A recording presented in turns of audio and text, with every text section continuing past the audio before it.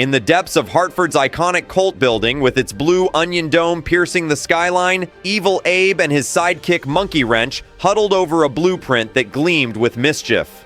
Evil Abe grinned slyly. This St. Patrick's Day, Hartford's going to have its own pot of gold, courtesy of my Lucky Leprechaun slots. These machines are all designed to pay out around $100 an hour, making them the real pot of gold for St. Patrick's Day. Monkey Wrench peered closely at the machines. Boss, you're about to turn Hartford into the Vegas of the East.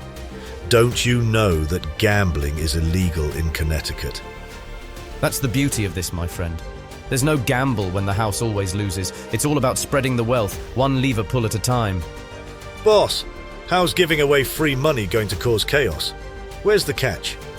The only catch is in human nature itself. Ever heard of the tragedy of the commons?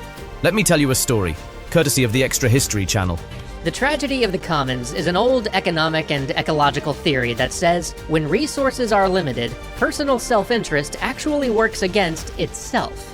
The classic example is common land in England. There was this patch of land in almost every village that everyone had access to graze their cattle on. And if everyone had put just a few cows out to pasture there, everything would have worked out great. But of course, it would benefit any given individual more to have as many of their cows grazing on the commons as possible, because then they could use their own land as something more than mere grazing space. And so, due to this short-sighted self-interest, each individual starts grazing more and more of their cattle on the commons, and this quickly depletes the land, reducing the amount of food left for the cattle to graze on there. Seeing this, everyone then starts racing to put even more cattle on the land, because they see that the commons isn't gonna last much longer. They gotta get as much out of it as they can. And of course, this dooms the land for good. It leaves everybody, even those individuals who initially got the most benefit out of it, more screwed than if they had just all figured out a way to use the space equitably. Because now, everyone has to graze all of their cattle on their own land. Monkey Wrench stood in awe after the story. Boss, that's brilliant. Where are you going to put these? Wait and see, Monkey Wrench. Wait and see. Bushnell Park is the oldest publicly funded park in the United States. It was conceived by the Reverend Horace Bushnell in the mid-1850s at a time when the need for open public spaces was just starting to be recognized. When the citizens of Hartford went to sleep, the park was empty. When they woke up, 500 leprechaun slots gleaming under the early morning sun awaited their players. Initially, the machines were a novelty, with people checking them out and playing a bit. People would give a few pulls of the lever and sometimes a few dollars would come out. People took selfies with the machines and assumed it was a new promotion by the MGM Springfield Casino. That all changed when someone hit a jackpot and $100 bills started spewing out from the machines. It was like a switch was flipped and people started pulling as many levers as they could. Social media posts about the jackpot spread like wildfire. As word spread, the park swelled with people, and soon the 500 Lucky Leprechaun slot machines were not enough. Meanwhile, at Ashley's restaurant, the Hartford heroes were catching up over brunch. Aurora had her phone out, only paying half attention to the boys while she doom-scrolled. Guys, you won't believe this. There are slot machines in Bushnell Park dispensing free money. That sounds like an Abe scheme. We need to check this out. Arriving at the park, they found chaos at the edge of control. People queued for their turn, while others paraded signs advocating for time limits. Amidst the crowd, Orangebeard was mesmerized by a slot machine. This thing is great!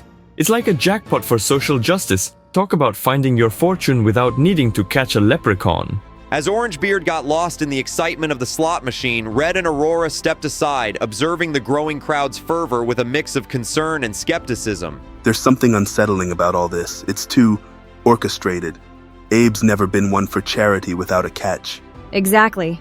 It's generating a lot of happiness now, but what happens when people start fighting over turns?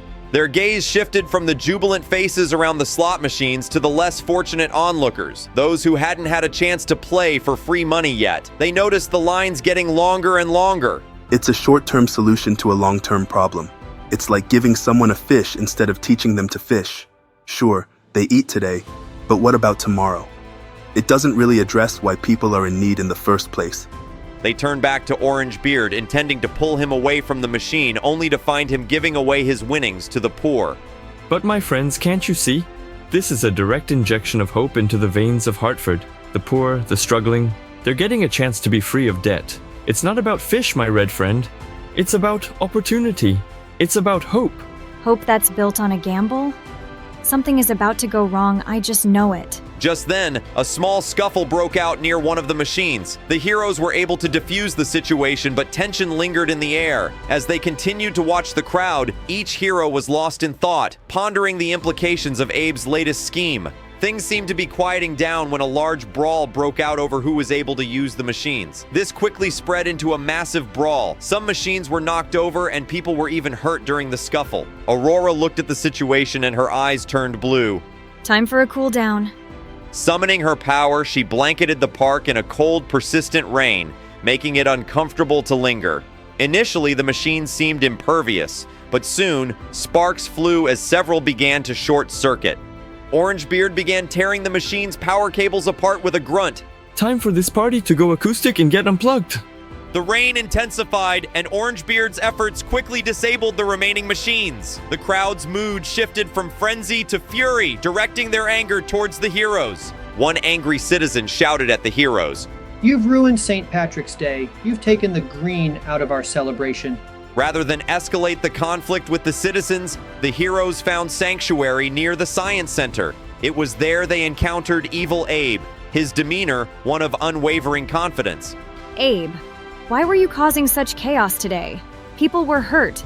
Causing chaos? I was merely adding a bit of green to everyone's pockets.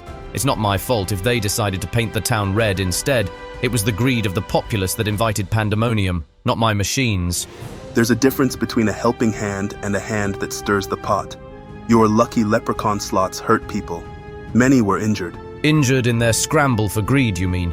My actions were within the law, an exploration of human behavior, if you will.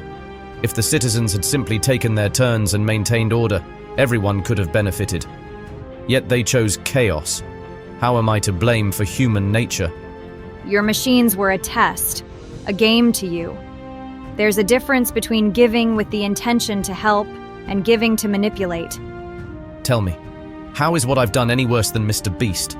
In a video, he paid the cost to allow 1,000 people to see for the first time, but why does he get to decide who remains blind?